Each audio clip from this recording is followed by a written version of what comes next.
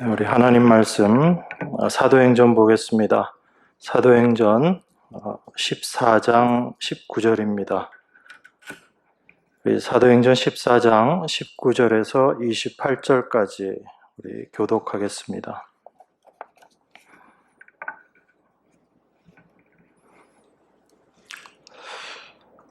유대인들이 안디옥과 이고니온에서 와서 무리를 초인하여 돌로 바울을 쳐서 죽은 줄로 알고 성 밖에 끌어내치니라.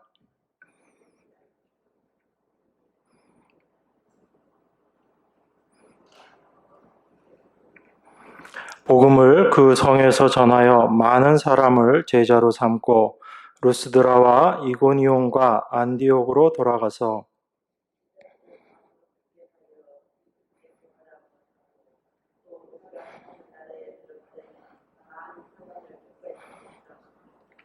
각 교회에서 장로들을 택하여 금식 기도하며 저희를 그 믿음 바 주께 부탁하고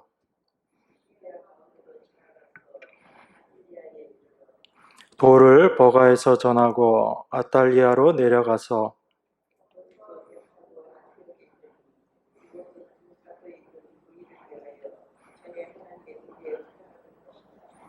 이르러 교회를 모아 하나님이 함께 행하신 모든 일과 이방인들에게 믿음의 문을 여신 것을 고하고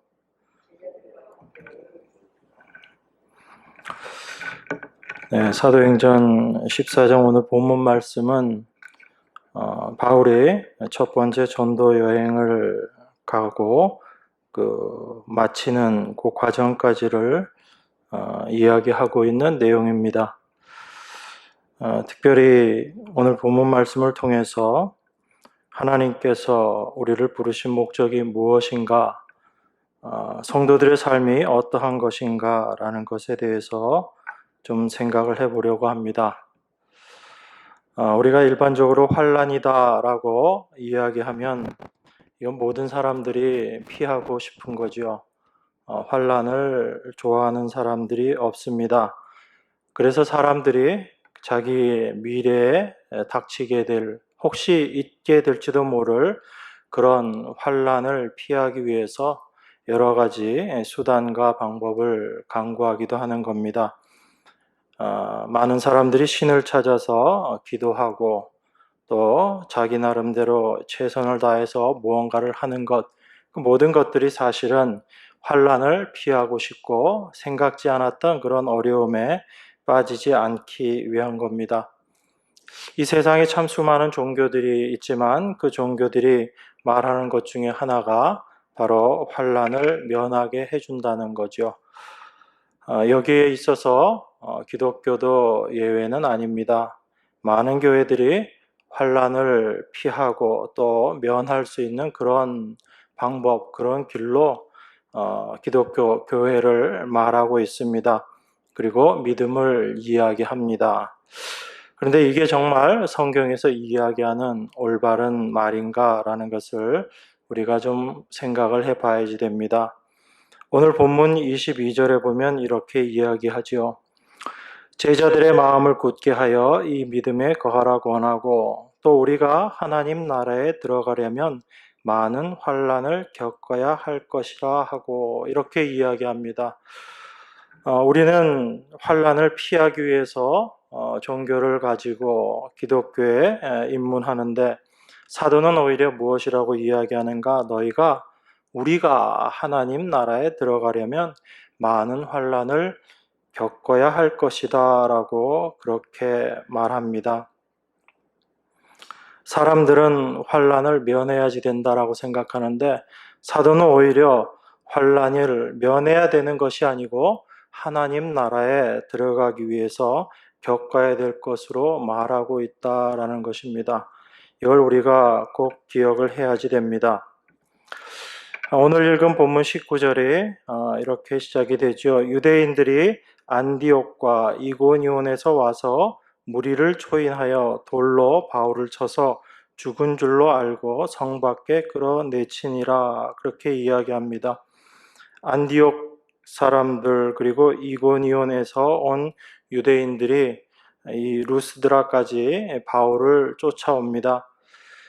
그래서 그 루스드라 사람들을 초인했다라고 얘기했는데, 초인이라는 게 초대했다, 끌어들였다라는 그런 이야기죠. 그 사람들을 같이 끌어들여서 바울을 돌로 쳤다라고 이야기합니다. 바울이 그 시리아에 있는 안디옥이라는 그 교회에서 파송을 받아서 바나바와 함께 첫 번째 전도 여행을 떠납니다. 그래서 그 구브로라는 그 섬에서 복음을 전하고, 그리고 위쪽으로 올라와서 바울이 그 비시디아에 있는 안디옥이라는 곳에서 복음을 전하지요. 그래서 많은 사람들이 복음을 듣고 바울을 따랐지만, 그곳에 있었던 유대인들과 어떤 사람들은 바울이 복음 전하는 것을 굉장히 싫어했습니다. 그래서 그 바울을 돌로 쳐 죽이고자 했던 거죠. 그래서 그 비시디아에 있는 안디옥, 이건 시리아에 있는 안디옥과는 다른 곳입니다. 처음 바울을 파송했던 안디옥은 그 예루살렘에서 위쪽으로 있는 그 시리아에 있는 안디옥이고, 또 다른 안디옥으로 나오는 곳이 이건 비시디아라는 곳입니다.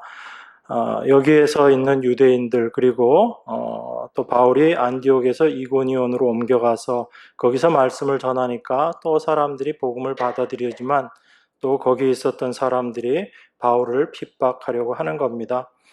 그래서 바울이 피해서 루스드라까지 왔습니다. 루스드라에 와보니까 어떤 일이 있었었냐면, 거기에 우리 그 14장 8절에 보면 이 말씀이 나오죠. 루스드라에 발을 쓰지 못하는 한 사람이 있어 앉았는데 나면서 앉은뱅이 되어 걸어본 적이 없는 자라.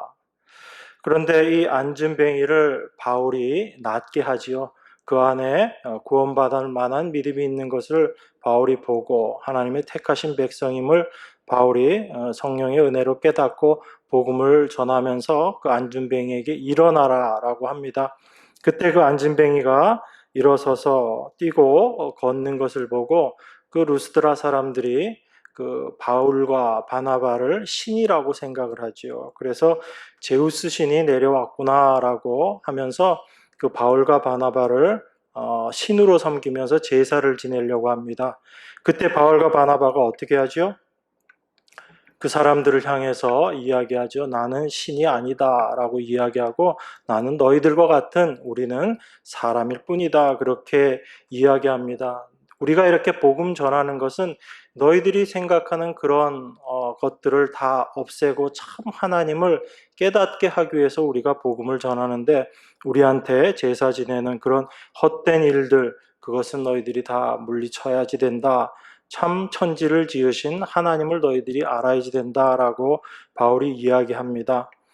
그 일이 있고 나서 안디옥과 이고니온에 있던 유대인들과 관리들이 이 루스드라까지 와서 여기에서 지금 바울을 핍박한 겁니다. 그래서 오늘 본문 19절이 유대인들이 안디옥과 이고니온에서 와서 무리를 초인하여 돌로 바울을 쳐서 죽은 줄로 알고 성 밖에 끌어내었다라고 이야기하는 거죠.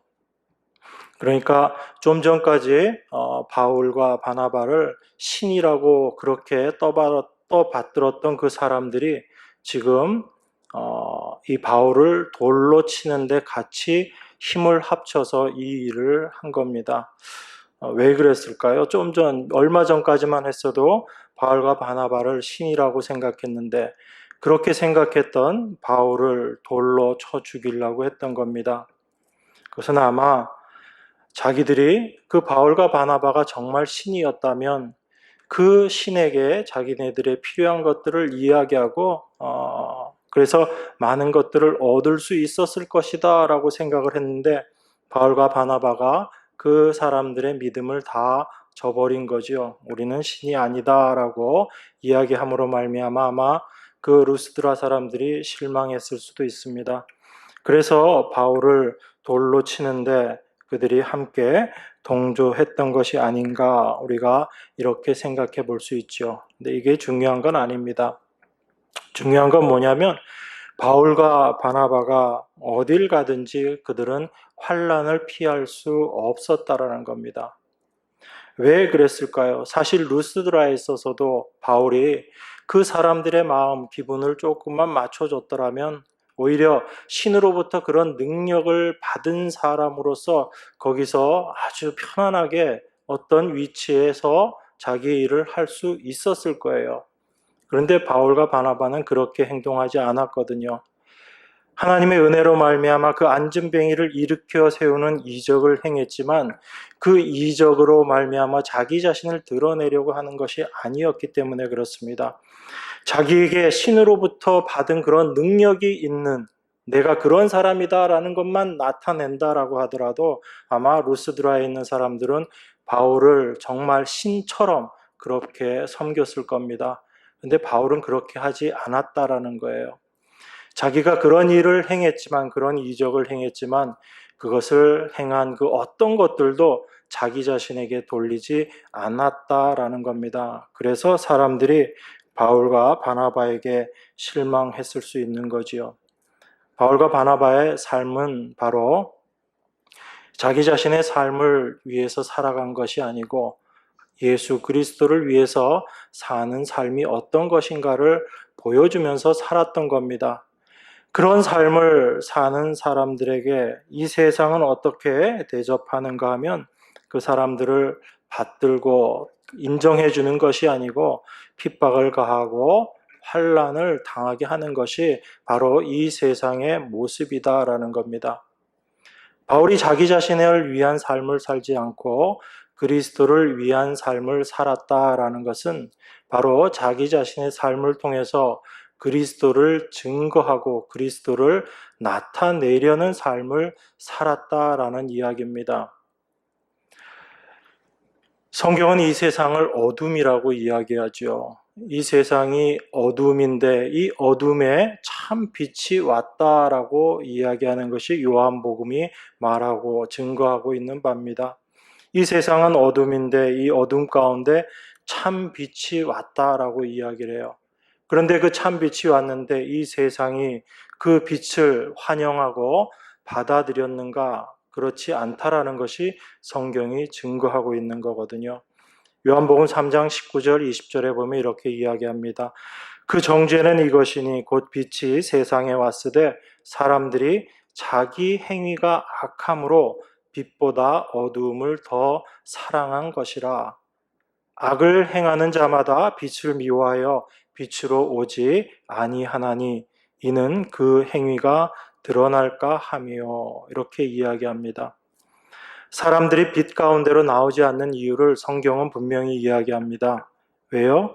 무엇 때문이라고요? 자기들이 악을 행하는 자들인데 그 어두움 가운데 있는 자들인데 그 어둠 가운데 있는 자신들의 행위가 빛 가운데로 빛으로 말미암아 드러나는 것이 싫기 때문에 빛 가운데로 오지 않고 어둠을 더 좋아한다라고 그렇게 이야기합니다.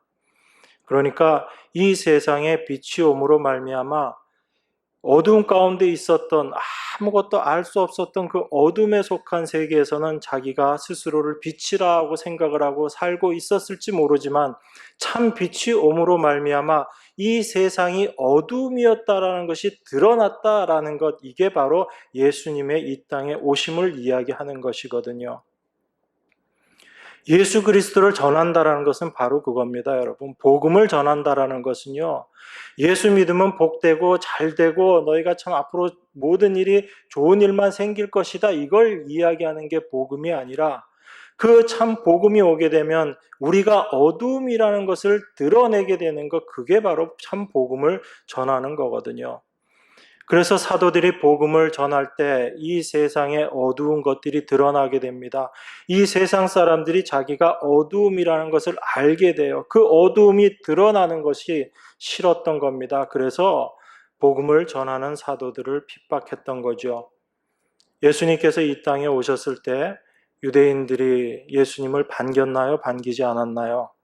처음엔 반겼습니다.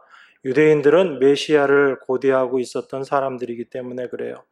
그들에게 있어서 메시아가 와서 이스라엘을 다시 부흥케 할 것이다 라는 그런 희망을 갖고 있었기 때문에 그들은 메시아를 아주 고대하고 있었던 사람들입니다.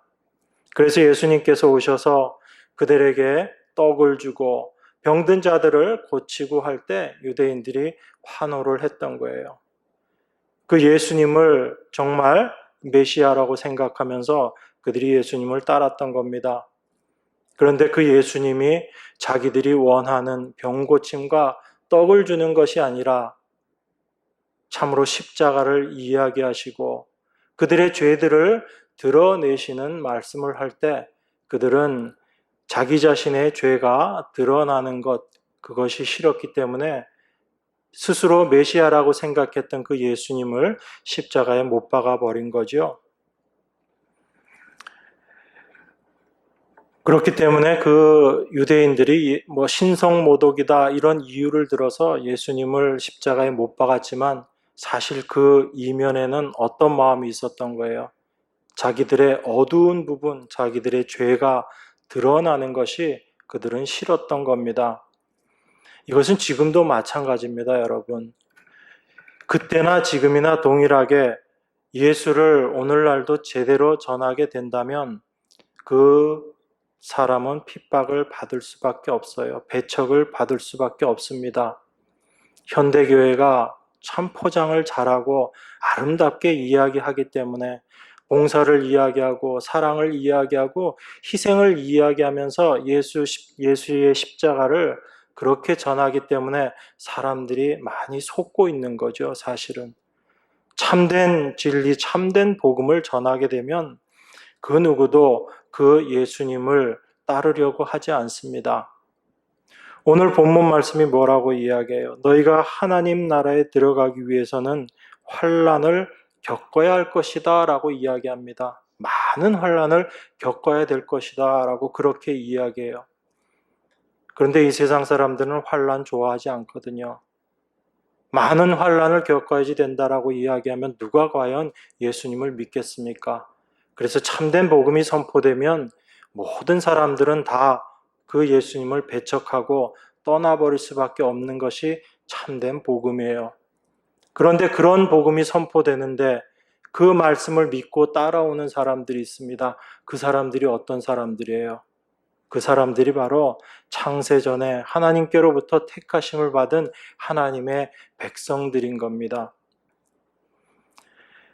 그런 사람들만, 오직 구원 얻기로 작정되어 있었던 사람들만 바로 이러한 복음의 말씀을 듣고 주님께로 돌아오게 되는 거죠. 그래서 이 믿음 전하는 것, 이 복음 전하는 것을 사탄이 가장 싫어하는 겁니다. 왜냐하면 그 복음이 선포됨으로 말미암아 하나님의 백성인 자들과 하나님의 백성이 아닌 자들이 구별되어지고 드러나게 되기 때문에 그래요.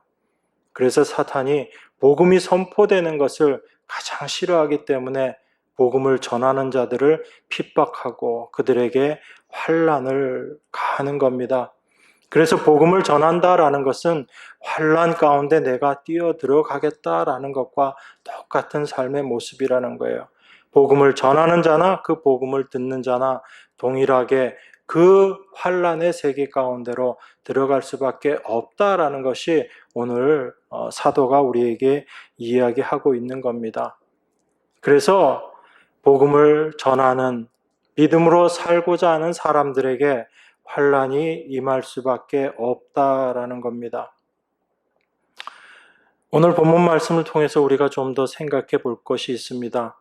이런 환난이 우리에게 임하게 될 때 이런 환난 가운데 하나님의 자녀들, 성도들은 과연 어떻게 행동해야 하는가라는 거죠. 그것을 오늘 사도 바울을 통해서 우리가 좀 생각하려고 합니다. 20절에 보면 이렇게 이야기하죠. 제자들이 둘러섰을 때 바울이 일어나 성에 들어갔다가 이튿날 바나바와 함께 더베로 가서 이렇게 이야기합니다. 사도 바울이 돌에 맞아서 죽은 것처럼 되었습니다. 그래서 그 사람들이 사도 바울을 성 밖으로 끌어내 버렸죠. 그래서 바울이 죽은 줄 알고 제자들이 이렇게 둘러서 있는데 사도 바울이 깨어나는 겁니다. 아마 죽지 않고 거의 죽을 만큼 돌을 맞고 기절해 있었던 상황인가 봅니다. 그런데 바울이 일어나는 거예요. 일어나서 어떻게 했다고 그래요? 사도 바울이 일어나서 성에 들어갔다가 이렇게 이야기합니다. 그 성이 어떤 성이에요, 여러분? 좀 전에 직전에 자기를 돌로 쳐서 죽이려고 했던 그 성입니다. 그래서 죽은 줄 알고 자신을 성 밖으로 내던졌던 그 성으로 바울이 다시 들어갔다라고 이야기합니다. 그리고 바나바와 함께 더베라는 곳에 가서 복음을 전하고 그리고 다시 루스드라 이 성으로 다시 돌아오는 겁니다. 그리고 바울이 이고니온과 안디옥으로 다시 돌아갔다 이렇게 성경이 이야기하고 있습니다. 그러니까 바울은 자기를 돌로 쳐 죽였던 그 성으로 다시 들어간 겁니다. 여러분 이거 보면서 왜 바울이 저렇게 무모하게 저 일을 했을까 그런 생각이 안 드세요? 아니면 별로 신경 안 쓰시고 이 말씀을 보셨나요? 자기에게 환란이 있었던 그곳으로 바울이 다시 찾아 들어간 겁니다. 왜 그렇게 했을까요?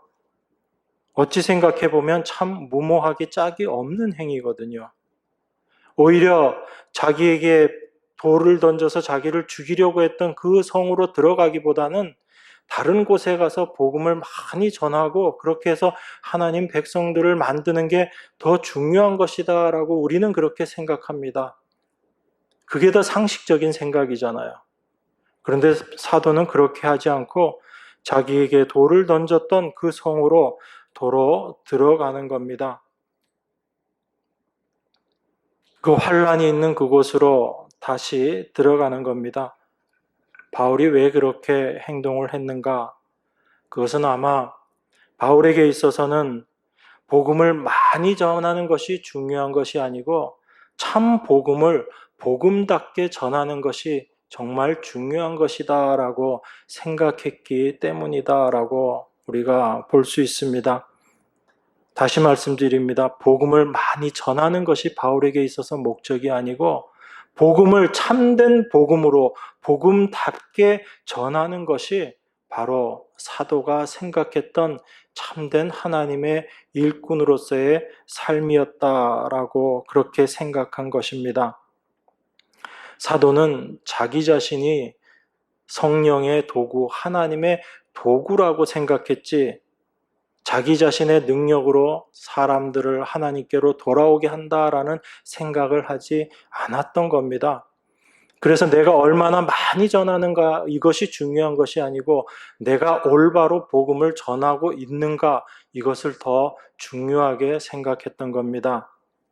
사도 바울이 이렇게 했던 이유는 바로 그가 복음을 전했던 그곳에 하나님의 백성들, 성도들이 있었기 때문에 그렇습니다.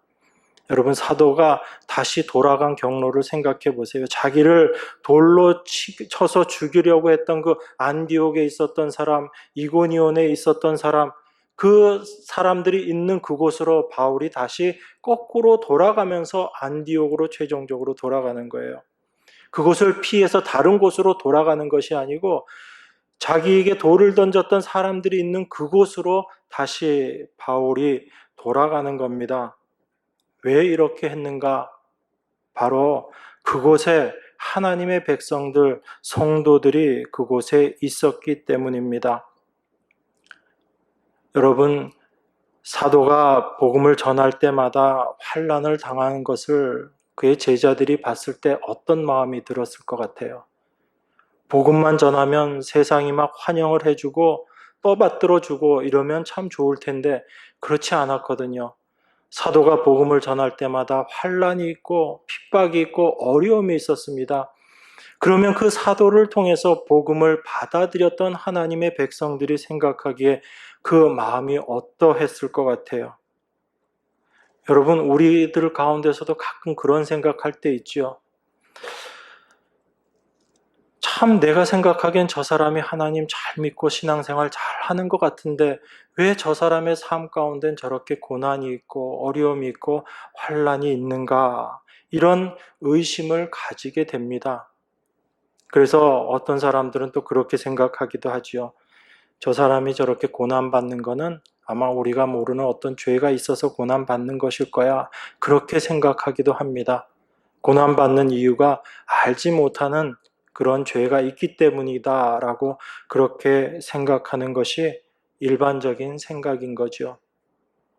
여러분 스스로도 그렇게 생각하잖아요. 여러분 가운데, 삶 가운데 어떤 어려움이 오고 고난이 오고 환란이 오면 먼저 무엇을 생각합니까?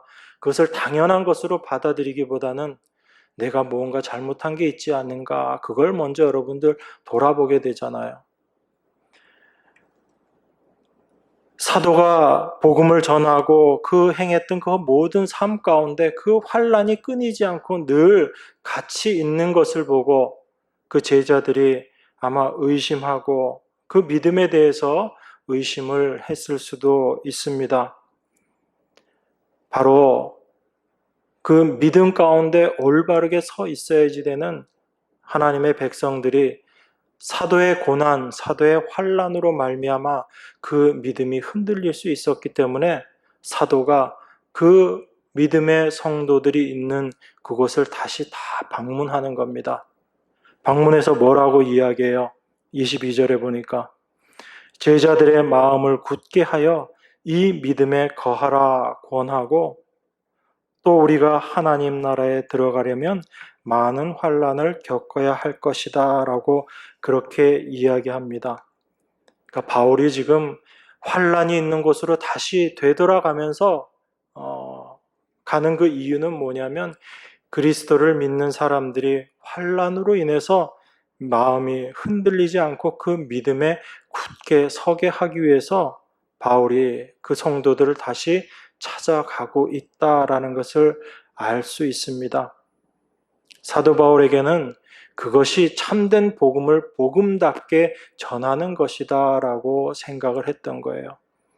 예수 믿으면 그냥 복 받는다, 이것이 아니고 참 하나님의 사람으로서 살아가게 된다면 환란이 임할 수밖에 없다라는 것을 이야기하고, 너희들에게 닥쳐오는 그런 환란, 그것을 이상하게 생각하지 말고 오히려 하나님의 말씀 앞에 굳건하게 서 있어라 라고 이야기하는 겁니다. 왜 그러냐면 사도는 알았어요. 왜 그리스도인들에게 환란이 임할 수밖에 없는가를 사도는 알았기 때문에 그것이 그리스도인에게 당연한 것이다 라는 것을 이야기해 주고 싶었던 겁니다. 우리가 분명히 알아야 되는 것이 있습니다. 그게 뭐냐면 환란을 통해서 하나님께서 우리에게 하시고자 하시는 게 분명히 있다라는 겁니다. 아무 이유 없이 여러분들을 괴롭게 하려고 하나님께서 환란을 허락하시는 게 아니다라는 거예요. 그 하나님의 뜻을 우리가 조금씩 알아갈 때 우리는 환란이 오게 되더라도 그것이 바로 나의 믿음을 더욱더 굳건하게 세우기 위한 하나님의 뜻이 나의 삶 가운데 지금 역사하는 것이구나라는 것을 알게 되고 그 환란을 기쁨으로 받아들일 수 있는 것입니다. 그래서 환란을 피해서 가는 것이 아니고 그 환란이 나에게 온다 할지라도 그 환란 앞에 당당히 마주서면서 그것을 받아들이는 삶을 살아가게 되는 겁니다. 그럼 바울이 정말 알았던 건 어떤 걸까요? 그건 바로 사도 바울은 환란이 없다면 나에게 정말 주님이 필요하구나라는 것을 깨닫지 못하고 살아갈 수밖에 없는 것이 우리 죄인들의 본질이라는 것을 사도가 알았기 때문에 그래요. 만약에 우리에게 환란이 임하지 않는다면, 하나님의 백성들에게 환란이 임하지 않는다면 하나님의 백성이라 할지라도 자기의 힘, 자기의 능력으로 살아가는 인생이라고 생각하고 그렇게 하나님 없이 살아가는 삶을 살게 되는 것이 바로 우리들의 본질이다라는 것을 사도가 알았기 때문에 그렇습니다. 그래서 환란이 임할 때 우리는 우리 자신의 연약함을 깨닫게 되고 우리 자신의 삶을 하나님 앞에 부탁하고 하나님을 의지하게 되고 그 하나님을 바라는 삶을 살 수 있게 되는 것입니다. 여러분 23절을 같이 한번 읽을까요? 23절. 각 교회에서 장로들을 택하여 금식 기도하며 저희를 그 믿음 바 주께 부탁하고. 여기 지금 바울이 각 교회에서 장로들을 택해서 금식하고 기도하면서 저희들을 주님께 부탁한다라고 이야기하고 있습니다. 환난에서 자기 자신의 연약함을 아는 자들이 주님께 자기 자신의 삶을 부탁하게 됩니다. 여러분 자신을 위해서 여러분 자신을 주님께 부탁하는 그런 기도 하시나요? 여러분 어떤 기도 하시면서 하루를 시작하세요? 하루하루를 사시면서 여러분들은 어떤 기도 하세요? 혹시 이렇게 기도하지 않으시나요? 하나님, 내가 오늘 믿음의 자녀로 잘 살 수 있도록 하나님 나한테 능력 주셔서 내가 그 능력 가지고 이 세상을 이기겠습니다. 혹시 이런 기도 하지 않으시나요? 그게 참 그리스도인다운 기도 같지만 우리가 잘 생각해 봐야지 됩니다.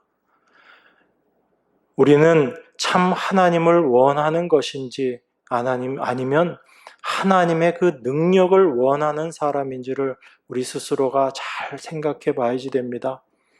우리가 하나님의 능력을 이야기하면서 하나님 나에게 능력 주시면 그 능력 가지고 내가 그리스도인으로서 이 땅에서 한번 제대로 살아보겠습니다 라는 것은 하나님을 의지하는 게 아니에요, 여러분. 그것은 바로 그 하나님의 능력을 내 능력으로 삼아서 내 자신의 삶을 살아보겠다는 것밖에 되지 않습니다. 그것은 사도가 이야기하는 주님께 자신을 부탁하는 그런 모습이 아닌 거예요.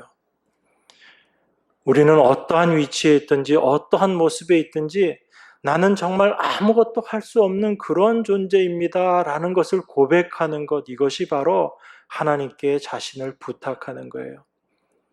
여러분이 하루를 시작하면서 하나님, 내가 오늘 하루의 삶 가운데서도 여러 가지 일들을 겪게 되겠지만 그 모든 일들 가운데 하나님께서 나를 붙잡아 주시고 나를 지켜주시지 않으시고 하나님 나를 인도하여 주시지 않으시면 나는 절대로 살아갈 수 없는 것이 나라는 존재입니다. 하나님, 이런 나를 붙잡아 주시고 하나님, 이런 나를 인도하여 주시옵소서라는 기도가 하나님께 자신을 부탁하는 기도라는 겁니다. 사도는 지금 이 기도를 하고 있는 거예요. 환난이 임하기 전에는 내가 모든 것을 할 수 있을 것처럼 생각했습니다. 그런데 그 환난이 임하고 나니까 내가 정말 감당할 수 없다라는 것을 알게 되고 환난 가운데 우리가 피할 곳은 하나님밖에 없다라는 것을 알게 되는 거죠. 그것을 아는 자들이 자기 자신의 삶을 하나님께 부탁하게 되는 겁니다. 그래서 사도는 자기가 쭉 복음을 전하면서 왔던 그 길을 되돌아가면서 그 믿음 안에 있었던 성도들에게 이 믿음을 더 굳건하게 해주기를 원하는 거예요. 너희들의 삶 가운데 분명한 환난이 있을 것이지만 그 환난은 우리로 하여금 오직 하나님만 바라보게 하고 하나님만 의지하게 하는 사람 만드시기 위해서 하나님께서 우리에게 허락하신 것이다 라는 것을 그들에게 이야기해 주고 싶었던 것입니다. 자기 자신의 환난 당함을 보고 그들의 믿음이 흔들리지 않기를 원했던 거예요. 이 환난 당함이 오히려 나를 의지하지 않고 주님만 의지하게 되는 하나님의 귀한 은혜다라는 것을 사도는 하나님의 백성들에게 이야기하고 싶었던 겁니다.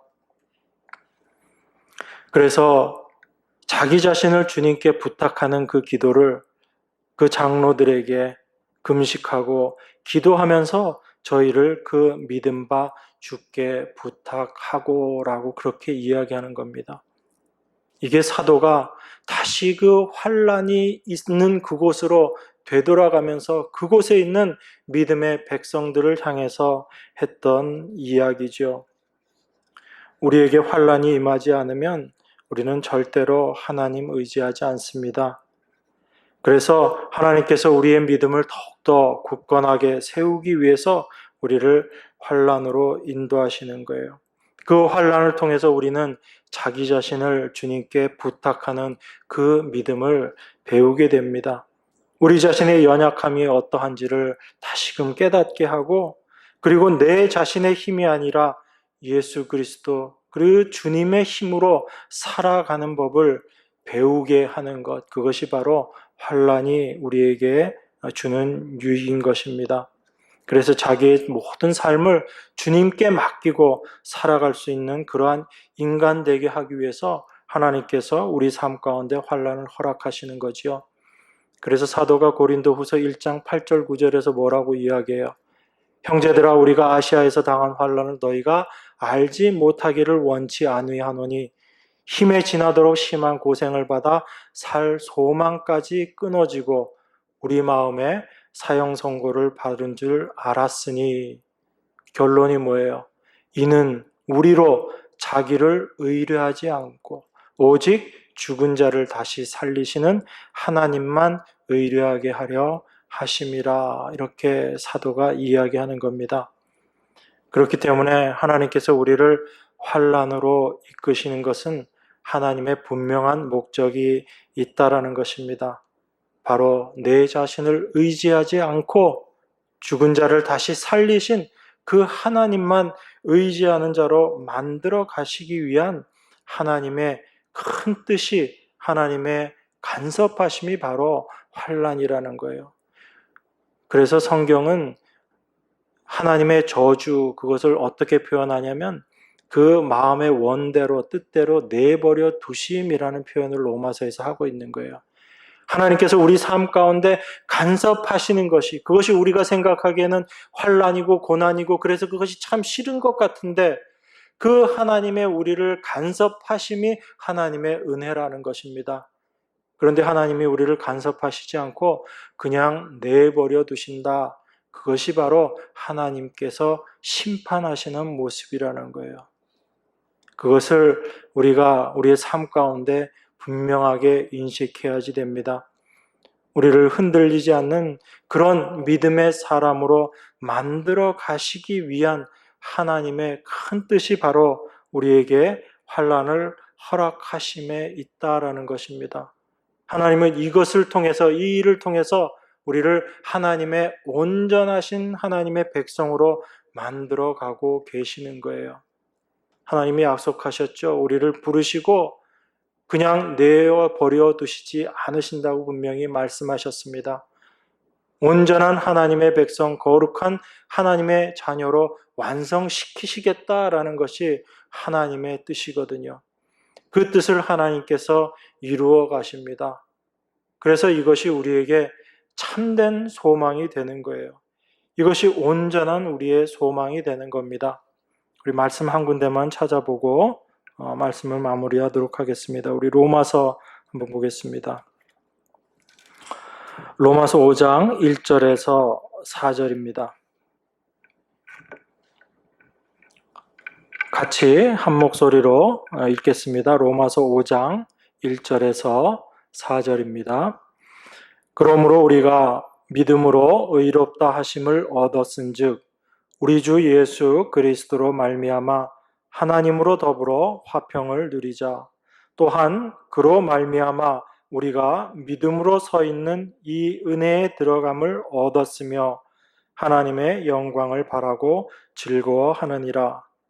다만 이뿐 아니라 우리가 환난 중에도 즐거워하나니 이는 환난은 인내를, 인내는 연단을, 연단은 소망을 이루는 줄 알미로다. 그런즉 우리가 믿음으로 의롭다 하심을 얻었은즉 우리 주 예수 그리스도로 말미암아 하나님으로 더불어 화평을 누리자. 이렇게 이야기합니다. 우리가 의롭다 하심을 얻는 것이 어떻게 의롭다 하심을 얻었다고 이야기하죠? 믿음으로 의롭다 하심을 얻었다라고 이야기합니다. 우리의 행위가 아니다라는 얘기예요. 우리의 어떠함 때문에 우리가 의롭다 하심을 얻는 것이 아니라 바로 예수 그리스도께서 모든 것들을 다 이루어 놓으신 그 믿음, 십자가에서 못 박혀 돌아가시면서 다 이루었다라고 말씀하신 그 말씀, 그 예수님의 십자가로 말미암아 우리가 의롭게 된 것이죠. 그래서 우리가 그 믿음으로 의롭다 하심을 얻었다라고 그렇게 이야기합니다. 그렇기 때문에 이제 우리는 주 예수 그리스도로 말미암아 하나님으로 더불어 화평을 누리는 자가 된 거예요. 우리는 그 화평 가운데 거하고 있는 자들이란 얘기입니다. 우리가 의롭다 하심을 얻고 하나님과 화평 가운데 있는 자라면 우리에게 더 필요한 것이 무엇이 있겠습니까, 여러분? 사실 더 필요한 게 아무것도 없는 거잖아요. 우리가 의롭다 하심을 얻고 이미 화평 가운데 있는 자라면 우리에게 더 필요한 것이 없는 것이다 라고 생각하는데 사도는 지금 뭐라고 이야기해요?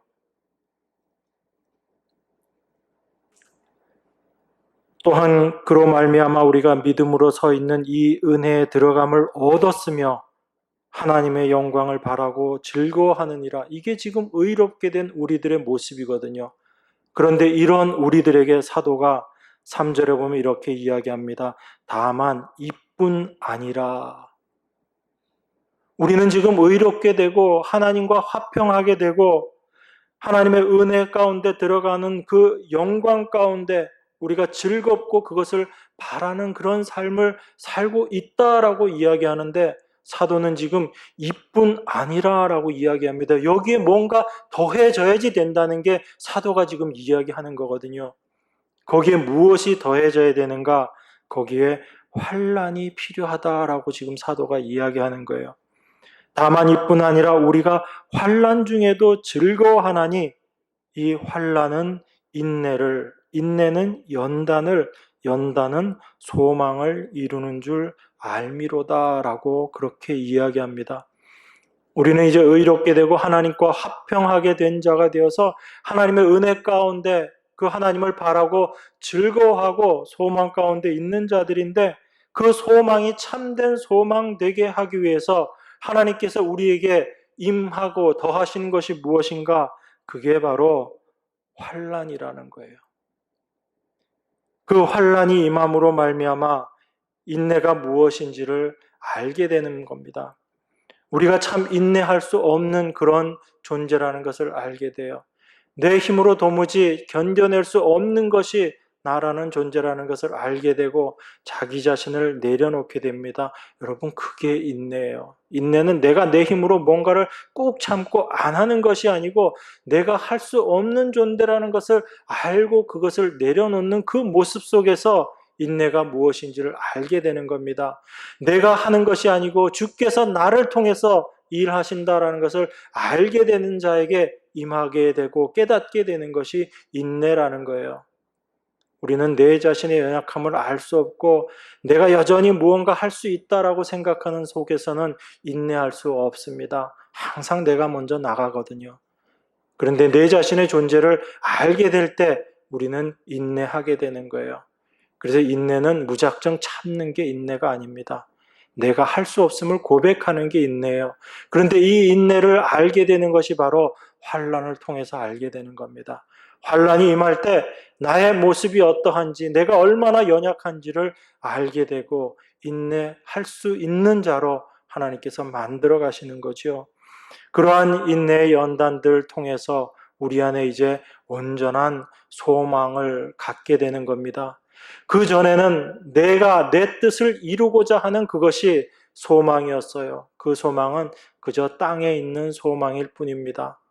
그런데 하나님께서는 당신의 택하신 백성들을 참 하나님과 화평케 하시고 하나님의 온전한 것들을 소망케 하시는 하늘의 소망을 갖는 자들로 만드시기 위해서 우리에게 환난을 허락하시는 거예요.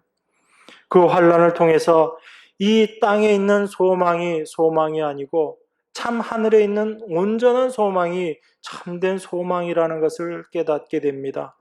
내가 이 땅에서 갖고자 했던 것, 내가 이 땅에서 누리고자 했던 것이 다 의미 없다라는 것을 알게 되고 그 환난이 임할 때 우리가 그것을 알게 되잖아요, 여러분.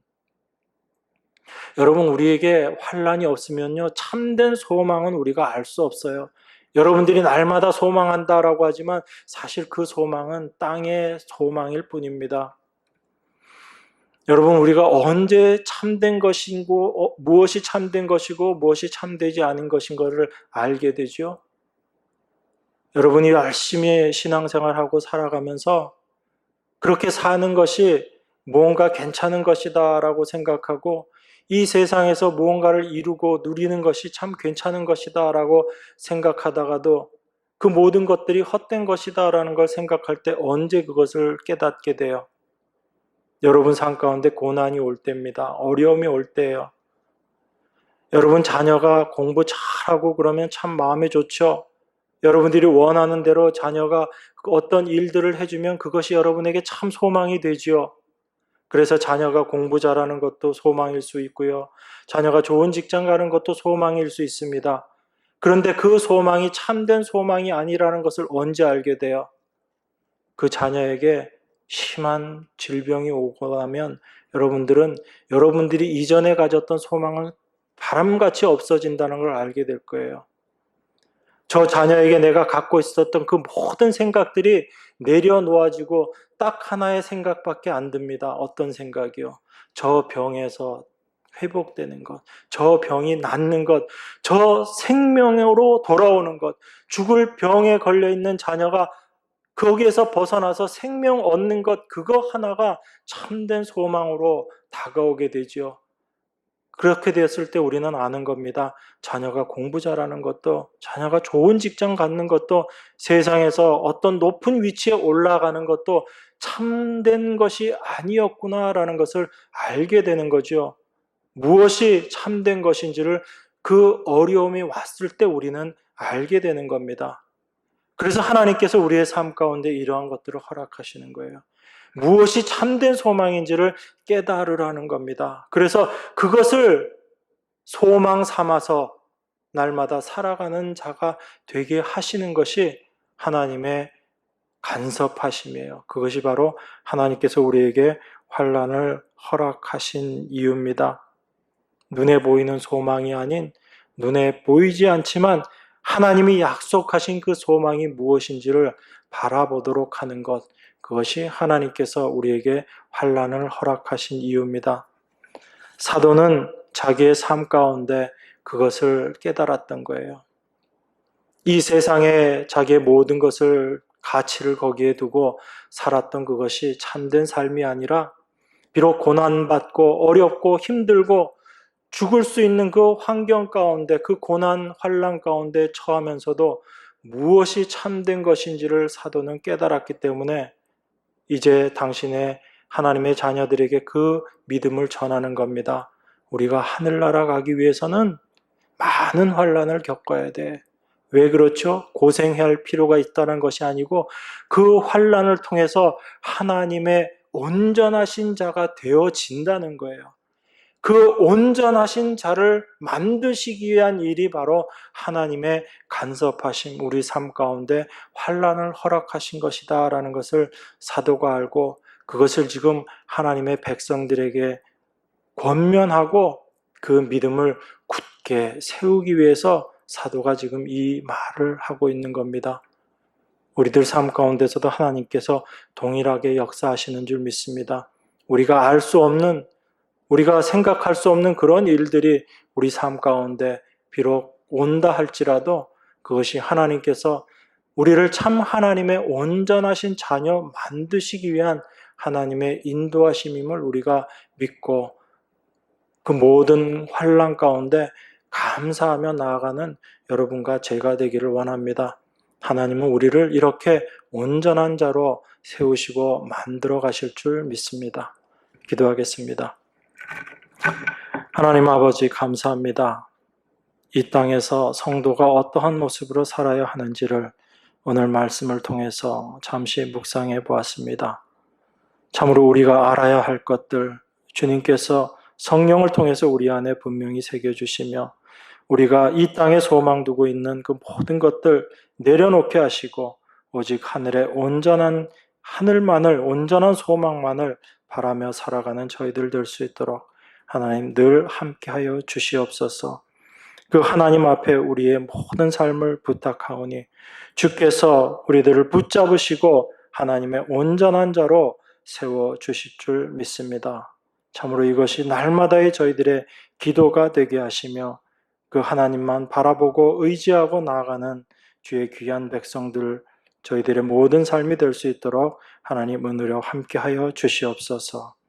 우리를 죄에서 구원하여 주신 예수 그리스도 이름으로 기도드리옵나이다. 아멘.